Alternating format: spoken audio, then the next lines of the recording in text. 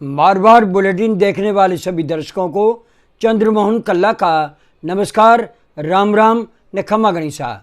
आज के समाचारों में, जैसा कि हमने कल ही आपको बता दिया था कि राजस्थान में पूर्व मुख्यमंत्री वसुंधरा राजे का युग भारतीय जनता पार्टी में समाप्त हो गया है और एक तरह से कहें कि वसुंधरा राजे का युग राजस्थान से विदा हो गया है।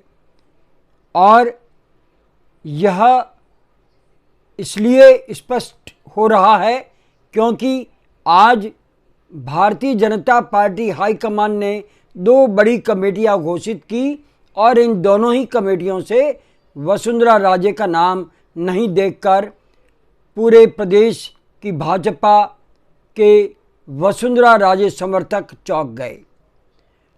इन दो कमेटियों में चुनाव अभियान समिति और मैनिफेस्टो समिति, जो कि चुनाव मैनेजमेंट कमेटी होती है, उन दोनों से वसुंधरा राजे का नाम नहीं आया।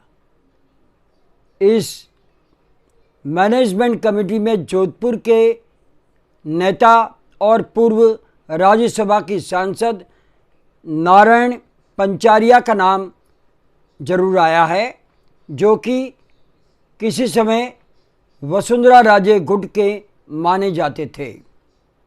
अब प्रश्न ये उठता है कि आने वाली कुछ समितियों में क्या वसुंधरा राजे का नाम आएगा या महारानी कोई नया खेल खेलेगी या चुपचाप बैठ जाएगी। ऐसा लगता नहीं कि वसुंधरा राजे अभी राजनीति से संन्यास लेने के मूड में है, लेकिन जिस तरह से प्रधानमंत्री नरेंद्र मोदी और अमित शाह के साथ में वसुंधरा राजे के घोर विरोधी रहे जोधपुर के कुछ नेता और जोधपुर के केंद्रीय मंत्री बनकर के दिल्ली में बैठे गजेंद्र सिंह शेखावत हो या अन्य सांसद हो, वसुंधरा राजे से इनकी पटरी नहीं बैठती। इन सब ने मिलकर के वसुंधरा राजे के पर काटने का पूरा प्रयास किया था और उसमें वे सफल भी रहे। उसका बड़ा कारण ये भी माना जा रहा है कि गत चुनावों से पहले राजस्थान में गजेंद्र सिंह शेखावत को प्रदेशाध्यक्ष बनाने के लिए खुद अमित शाह आए थे, राजस्थान में बैठक ली थी, लेकिन सबसे बड़ा रंगा उस समय वसुंधरा राजे ने अड़ा दिया था और उस समय गजेंद्र सिंह शेखावत को प्रदेश की बागडोर नहीं सौंपी जा सकी थी। उसके बाद में गजेंद्र सिंह शेखावत को घोटालों में लेकर के संजीवनी घोटाला जो हुआ उसमें मुख्यमंत्री अशोक गहलोत ने घेर लिया।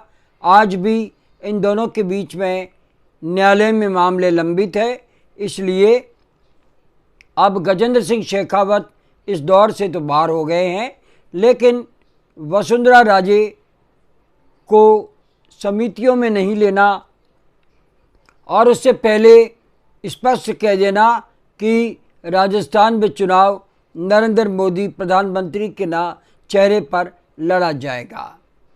इस तरह से एक जो सर्वे हुआ था जिसमें लोगों से पूछा गया था कि आपकी पसंद का मुख्यमंत्री कौन है, तो उसमें सबसे ज़्यादा वोट अशोक गहलोत को मिले थे और दूसरे नंबर पर 19% लोगों ने बताया था कि वसुंधरा राजे को अगर भारतीय जनता पार्टी सत्ता में आती है तो हम लोग वसुंधरा राजे को मुख्यमंत्री के रूप में देखना चाहते हैं, जबकि 9% लोगों ने गजेंद्र सिंह शेखावत का नाम लिया था।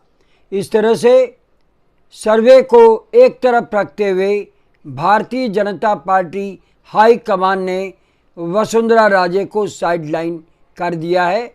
ये आज बड़ी दो समितियां घोषित होने के बाद में सामने आई है, लेकिन इस बीच भारतीय जनता पार्टी ने अपना स्पष्टीकरण भी दिया है कि अभी बहुत समय बाकी है।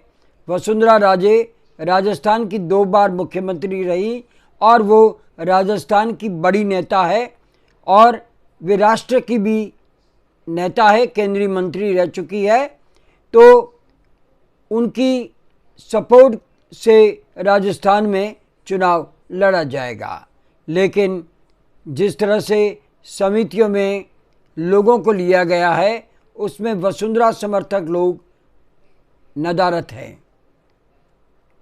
इस तरह से राजस्थान में भारतीय जनता पार्टी में ये तो तय है कि आने वाले समय में वसुंधरा राजे के तीखे तेवर देखने को मिल सकते हैं और इसका सीधा फायदा मुख्यमंत्री अशोक गहलोत जो सरकार रिपीट करना चाहते हैं उनको मिलेगा।